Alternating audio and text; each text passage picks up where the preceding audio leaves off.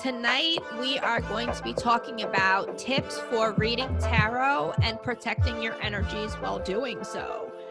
We're going to be diving into personal tips that Anya and I use while we're giving tarot readings, setting up our space, protecting ourselves and cleansing ourselves afterwards. So we're going to really dive deep, into our own bag of tricks and share them with you guys, and hopefully you get the same benefit we do out of it.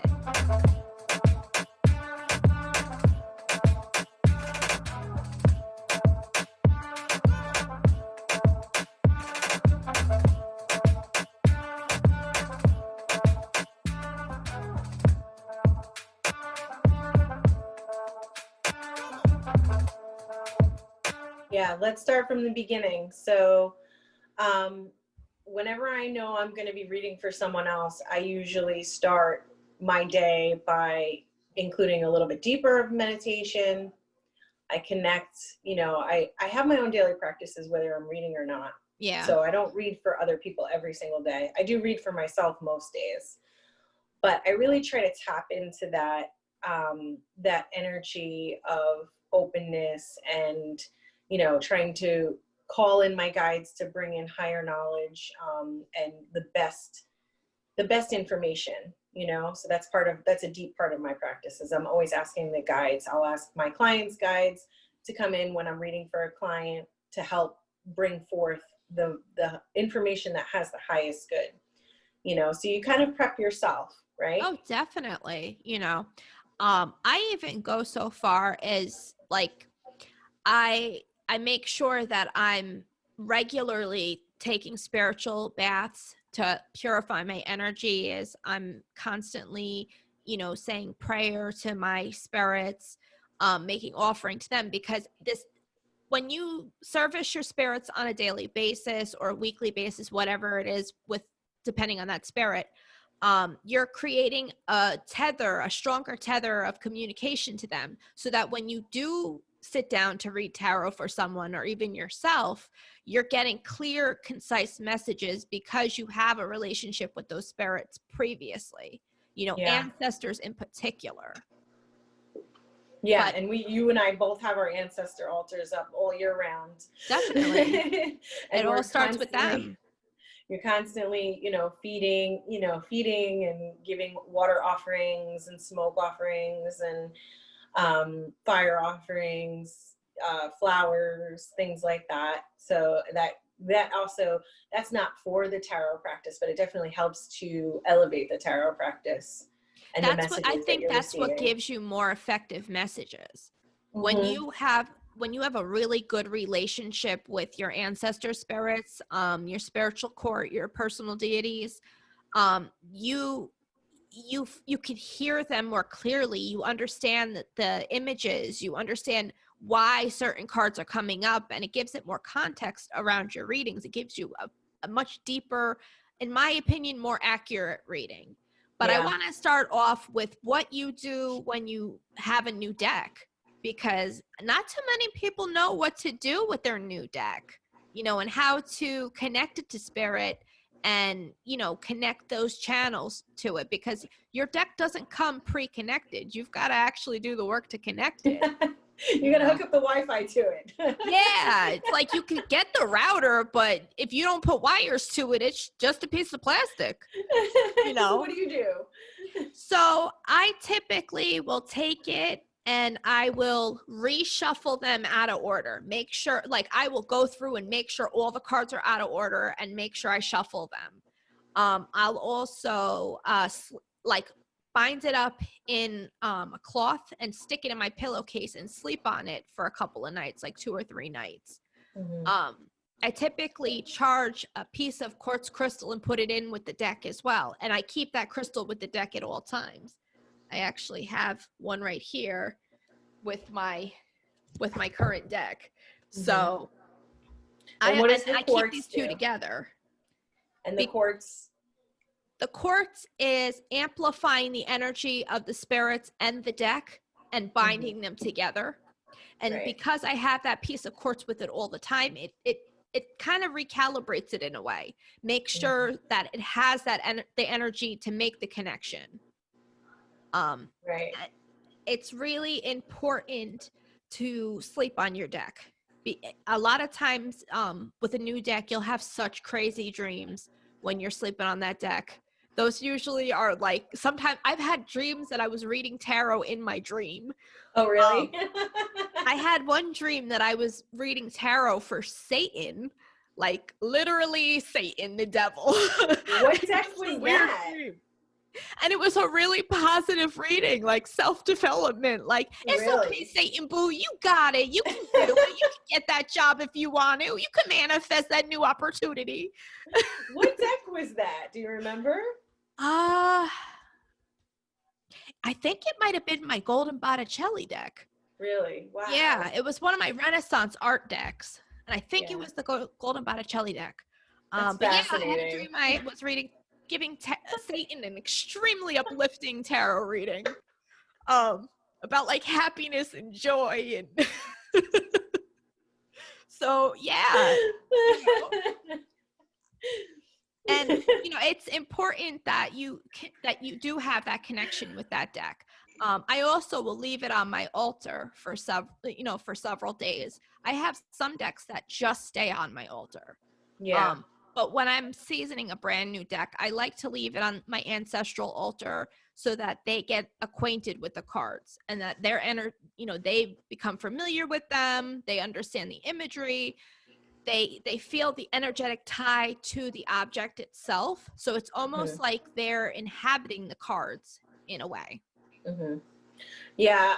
It's interesting because I have a lot of the same practices, but I don't do all of them with every deck. Like, so I kind of feel energetically, like when I got the Aleister Crowley deck, I had gotten it used and I wrapped it up and kind of like put it on the altar for 3 days to sort of like hopefully bond that knot to whoever was reading it before. And then sort of like the cloth wrapping was sort of like this like burial symbol for me, like as if you're burying something in the earth, like this shroud. And it worked really well. And I also like to sage or use like incense over each card. Cards. Yeah, especially for a deck that's been used before. Like each card, it's a little tedious. I think that it's good practice to fan out the deck like so, and then run the smoke like underneath and on top, like periodically. Like, I'm a professional reader and I read at a lot of different psychic fairs, and there's been some fairs where I'm reading people back to back to back to back to back. And at the end of the day, I will fumigate with incense my cards because they get so heavy and dense with so many different people's energies on it. And I don't want to store my cards that way. I want to make sure I'm putting my cards away that are nice and clean and crisp, because I don't want my ancestors to have to work with dirty tools. It's kind of disrespectful in my opinion. Yeah, it's also kind of a thank you to the cards too, right? Yeah. Like it's like a shower at the end of a long day. Yeah. Sometimes, depending on the type of cards and what they're made of, sometimes I'll spritz a little bit of Florida water in the air and I'll just, wipe it through the particles to also cleanse them if it's like an extreme case. Right. I just want to make sure, that there's no funk on them. Nothing like having unidentified funk on your cards. Yeah. And the agua florida is really good for your body too when you're reading, like before and after a reading. Oh, definitely. We're going to talk about that later. Okay. Yeah.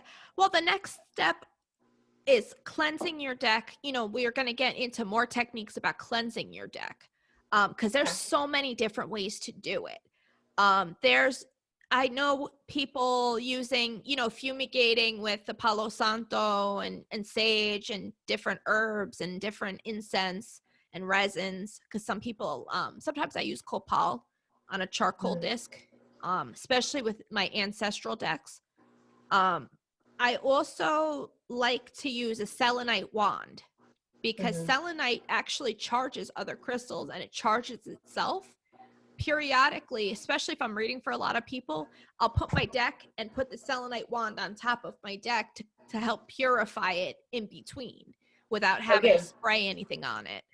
I've got a question for you because I know about the selenite wands. A lot of times sellers are selling actually satin spar. And so is the satin spar as effective, do you think? Because a lot of I times when believe they're in the same crystal family. Mhm. So most likely they give off the same benefits. You know what I'm talking about though, Yeah, I right? Like a do. lot of times you're not actually getting selenite, you're getting something a little bit different. So If I it just want to make flakes, sure. if it flakes, it's the stuff you're talking about. Mhm. Selenite doesn't flake as easily. Okay. It's water soluble though, so you cannot put it either one of those stones near water or it will disintegrate. I found that out the Right. hard way. I bought a beautiful selenite globe, and I put it underneath my faucet like I do with all my crystals, not thinking anything of it, and then it started disintegrating in my hand. And I'm Oh like, my no! gosh. So no use stones. It's a No bueno. PSA for today. Well, thank you for coming to my TED Talk. Yeah. There's so many different things you can do. I know some people leave their decks outside under full moons. You know, there's people that will put them in Be a Ziploc careful. bag, bury them in a hole in the Yes. earth to purify them.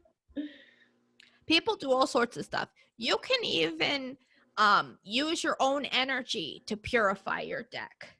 How do you do that? I've never heard of that before, actually. You put them between your palms, and you imagine that there's light all around you.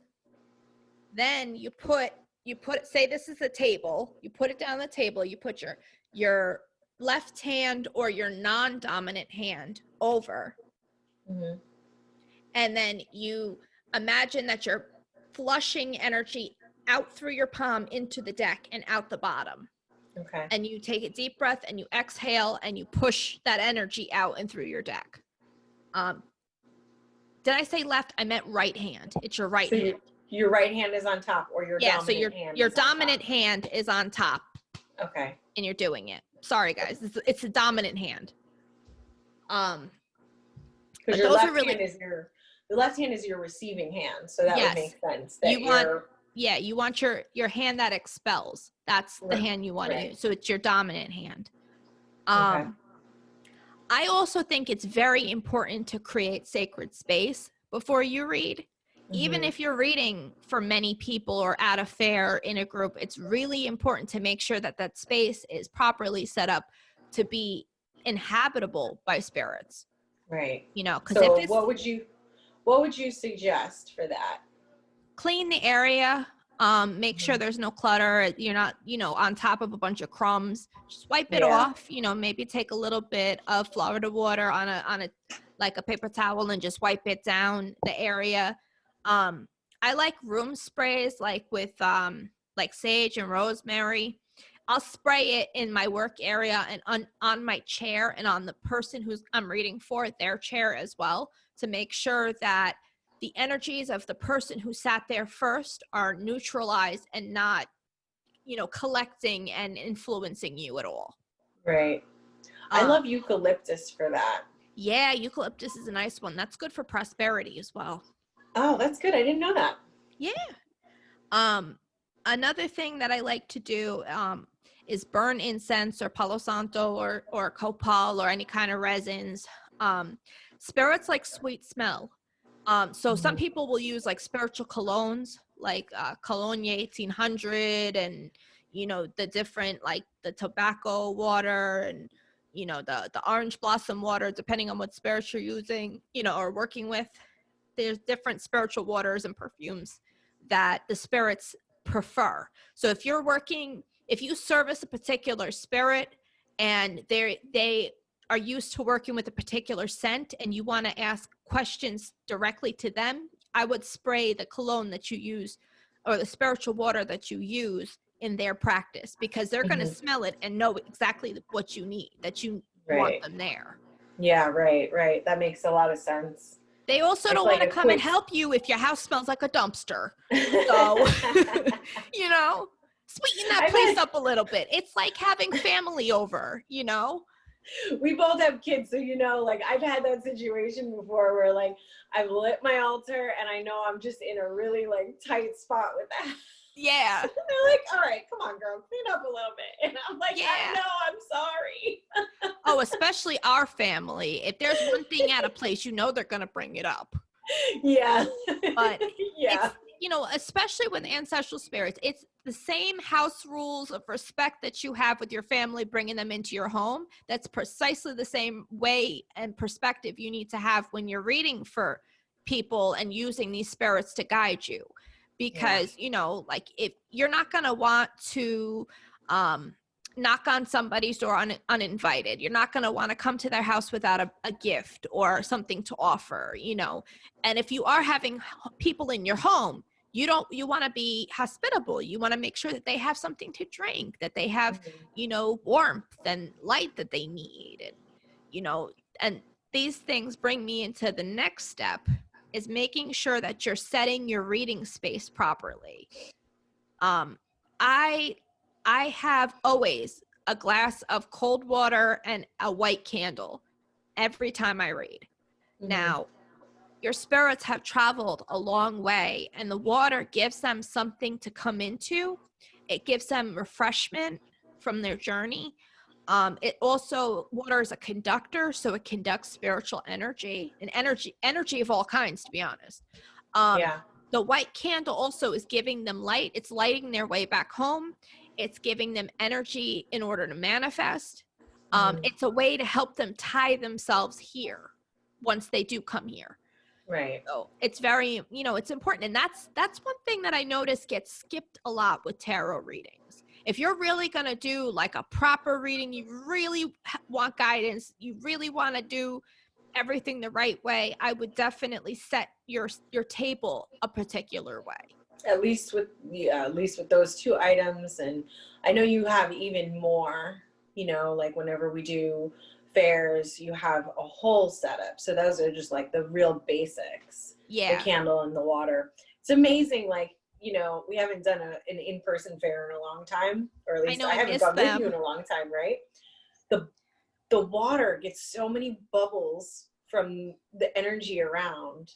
It's crazy. It's telling you that it's filtering and it's working. It's filtering the energy that's in the area and it's, you know, condensing it. You know, that's a sign that it's keeping me safe. Yeah, it's crazy because you see it at home. Like I have my water, sometimes I let it go for a little too long and it never has bubbles. You know, but when you're in this fair situation where there's like a million people around and it's just bubbling like a seltzer. Just think about it. But the thing that people don't realize is that even though you're seeing all the people, just think about all the spirits they bring. The spirits that walk with them, all of the spirits that you're not even seeing, you know? So there's a lot of energy that goes on in those rooms. I really miss doing in-person fairs, by the way. I was thinking about that the other day. Me too. Yeah, but every part of my setup, even if I'm reading for clients, you know, like at my home or through the fair or even over the phone, each part of my setup has a reason. There is nothing that is in front of me or below me that doesn't have a reason. You know, I think it's important to also have protection symbols like the pentacle or sigils or, you know, the Star of David or, you know, the Hand of Fatima or the evil eye or whatever talisman or sigil or sign or protection symbol that's important to you in your practice. Incorporate it because it's going to help you to ward off any of the low vibrational spirits that, you know, are not really there to add any value to the reading, that they're really there just because they got nothing better to do. I always have to wear protective jewelry, stones, you know, because it's overwhelming, you know, and before I started doing that, like in the very, very beginning, when we went to the fairs together, you'd come home and it would be like 3 days of just being wiped out, you know? So the protection is really necessary, even when you're not doing a reading, but like a lot of people are very sensitive to just energies when they're out and about with a lot of, you know, with the crowds, which again, like you said, like the spirits, you know. Yeah. So that's why I have certain crystals on my table as well. I'll incorporate like obsidian or jet or hematite. tears or any of the black stones. Obsidian's really my favorite. Hematite is good. But these are stones that are there to protect, and they're there to add a layer of protective energy around you. It's also going to help neutralize, depending on the stone, hematite in particular, helps to regulate the energy that's going on with this reading, because readings generate a lot of energy. That's why when you do give a really good reading that your heart and soul was in, you feel exhausted afterwards. Yeah. You know, and especially if you're doing 26 of them back to back in one day, you're dead at the end of the day. Yeah, it's not easy. When I was like a baby reader, I had this event set up and I was supposed to do, I don't know, maybe like 10 readings, and I could barely get through 3. Yeah. It was my first time having like a multi, you know, like back to back like that, and it was just, and that was it. Like I was just so exhausted I couldn't do it. But you know, it gets easier as time goes by. And it also gets easier if you have a daily routine that you keep up with, you know, like a lot of readers who, you know, read professionally, or people who read a lot, they have a daily routine, like we were talking about in the beginning. Like they eat a certain way before readings. Like I will not eat during a reading. You've seen me. I will go all day and eat like 2 French fries and keep it going. You know, I stay hydrated. That's my thing. I'll eat afterwards, because once I take a bite, I'm grounded. Yeah. And it's harder for me to reach into those further states of consciousness and connect with certain types of spirits, because I'm not able to vibrate on their level, or they're not able to vibrate low enough to where I can interface with them. Yeah. So you've got energy. You've got to be extremely aware of your energy when you're reading, especially in a professional capacity. So having certain routines definitely helps. I find certain kinds of foods too, like the lighter foods, like fruits and vegetables, are really good. And when you get down to like the heavy stuff, beef, alcohol, sweets, it's like it kind of messes with the whole situation. Yeah, I stay away from like meat and dairy, particularly when I'm reading a lot. I'll typically try to stay vegetarian that day, or I'll wait until the end and have meat, because that grounds me as soon as I start, you know, taking it into my body. Yeah. It makes a difference, you know, and staying hydrated is really important, especially if you're giving a lot of readings. And if you're not eating like full meals, hydration is key, because you need it to keep your system going. Right. You know, sometimes you get really dry when you're reading too, you know, because it's verbal. You got to keep your mouth wet, you know? So I want to talk now, since we're talking about ending the reading, I want to talk a little bit about ways to disengage from the connection of spirit and what you're supposed to do and little things that we do. Do you want to start us out on that? I thank the spirits. Prayer's key. Yeah, I often will thank them out loud when we're closing, if I'm working with a client, or, you know, if it's on my own, I will thank them and then say, you know, I'm going to be putting out the candle, and, you know, I really appreciate everything that you've illuminated for me. Yeah. And oftentimes I'm working with my ancestors, so I'll be like, I'll be back. Right. I'll be back with a gift, you know, or something like that. It's good that you say that. You know, you should always thank them when you call them in, and thank them when you disengage, you know, so that they don't wonder like, okay, you called me in, you had me do all this work, now what, you know? Yeah. It's just like with family. They're about to leave your house, you give them a hug and kiss, you tell them, you know, thanks for coming. You know, it's great to see you. Yep. I'll see you later. It's a relationship. Yeah. It's a relationship, and you treat it like, you know, a relationship, because it is. I also think that it's really important to disengage energetically as well. One thing, anybody who sees me or who's had a reading with me has seen me do a Florida water sweep, where I take some in my hand and I wipe it on my auras and I wipe it out and I clap to break up the energy. You know, I do that in between clients because it is like a dead stop disconnect every time. Every time I do that sweep, and it makes it so that, especially, it's important if I'm reading family members back to back, because if you don't disconnect all the way, you'll still be reading that family member from before or that person from before. And, you know, and it's just good hygienic practices to disconnect, you know. I'll also, I might do like Palo Santo or any kind of smoke, and I'll cleanse and then put it around my aura, the smoke, to cleanse it as well. That is a practice that you and I get into. We've gotten to the point where after fairs, we will do it before we even get in the car. So we're not bringing spirits even in our car or home with us. And you know me, I always pick up stuff like, like I always like trying to get in there. Hitchhikers. Bunch of hitchhikers looking for a ride.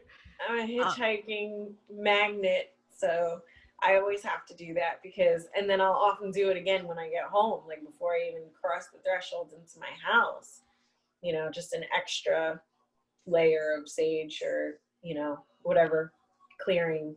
And it's also important that you're storing your deck properly. So for me, with my deck, I will take the deck, I'll put my crystal with it, and I'll typically have a bag that I keep them all in. I like to keep my cards, I don't like to keep my cards just out in the open. I like them put away so that they're kind of like self-containing units. They're not picking up energy from my home or from my place or from the people in my home, like my family members. I want it so that they're tied to my energy and my spirit specifically. I also am not in the practice of letting other people touch my cards. I noticed you don't have clients cut the deck, right? No, I don't want them touching it at all. Yeah. Some people do. I just noticed from years of doing this that a lot of people pick up attachment spirits from other people's energies. So it's energies that the client and the attachment spirits that the clients had with them can get transferred through the deck into you by using them. Or to another client. That's true. I'm typically of the guys of the tradition of not to accept any gifts or anything from people, especially people I don't know, for that same reason. I'm not trying to take on energy that's not either meant for me, that's meant to hurt me or curse me or hex me or whatever, or cause damage or sickness. And it's good practice to keep track of your own energies and make sure that your own energies are contained and sorted out properly. Yeah. Right. So where do you store them in your house? In mine, I have, I'm so happy. I cleared out a cabinet earlier this year and got everything. So like it's behind glass, but you can see everything. You can see it. And I have like this cute little, treasure chest with like displaying a couple decks in there. Nice. It's like maybe 4 decks. It's so cute. It's so cute because it's like this treasure chest with so it's a little decorative. Yeah, it's a little bougie. It is, but you know what? You deserve it, girl. The big bulky ones are just kind of like stacked like books on a bookshelf, you know? So, and then I've got a couple of crystals in there. I have this beautiful painting that I had commissioned earlier this year that will eventually get put up on the wall as like, it was a tribute for my mom. So to have her kind of like guard my decks. Yeah, and it came out beautiful. It is beautiful. I need to get my ass out of the house and frame it. I am not nearly as bougie as you, surprisingly enough. I have cards kind of stashed like a squirrel in different areas. I have this carved box that's been enchanted. It has a pentacle on the top. I use it at shows. If you ever see it, do not open it. It will make you sick. Yeah. Because I'm not trying to have my stuff stolen. Mm-hmm. But I have a couple of the decks that I'm using at any given time or in that. That's really like my container for, like my work materials. I have decks that are placed with the altars, the different altars that I have. I have decks that are also kept in, I keep them primarily in storage bags with the quartz crystal in it, and like tied up so that there's no light can get into it. And I have a cabinet where I have a couple of decks stacked in their bags. Mm-hmm. But I typically, I have them kind of here, there, and everywhere because I have different decks that are for different purposes. Yeah, So me I'll too. have some decks Yeah. that I specifically work with the ancestors. I have some decks that I work just with, Santa Muerte, or I have decks that are just worked for love and love magic or past lives. I have one really cool oracle deck that deals with energy places on Earth. So Ooh. I use it for recharging different parts of my energy through these cards. What's it called? I think it's called Planet Earth. That sounds interesting. I'll have to look at it. It's a completely random deck. You wouldn't even look at it and go like, what do I use this for? I happened to buy it for some unknown reason. Spirit just said, buy it. You're going to find a use for it. Can you describe the aesthetics of it? It's like photos of different places. Like there's a Machu Picchu card. There is a card for Lords. There's a card for let's see what else. Notre Dame, I think. There's a card for the pyramids in Egypt. So it's different sacred geographical points on Earth. Now I take them and I try to tap into the energy of that place on the global energy grid, and I'll pull the energies from that area in order to replace and replenish an area of my aura that I'm trying to repair. So wow, that's fascinating. That's how the deck wanted me to work with it, so that's how it's getting worked. I can honestly say I've never read the book that comes with it. Yeah. Well, Oracle is different too. Like, I feel like a lot of times you don't really need to. You sort of get your own interpretation of what's going on. I also think with cards, a healthy dose of experimentation and creativity can open up doors that you didn't even know were there. Like essentially like with that deck. I also have a deck by James von Praagh. It's a deck for spirit guide wisdom. So it's basically cards that have like uplifting words on them. And I don't work with the deck the way it's supposed to be worked with because I picked up the deck and realized it doesn't want to get worked like that. Not saying that his way isn't right. It's just I have found and adapted that deck for other uses. Yeah. I realize that, these messages can be utilized as spirit messages in different ways. So, it's really, tarot is so deep and diverse that you really need to experiment to really get the full knowledge and inner workings on how you work and how your gift works, because everybody has different gifts. And it's a matter of unlocking them and developing them, to not only their full potential, but your full potential. Yeah. So anyway, guys, we are very happy that you stuck in here with this very unusual, but very informational episode.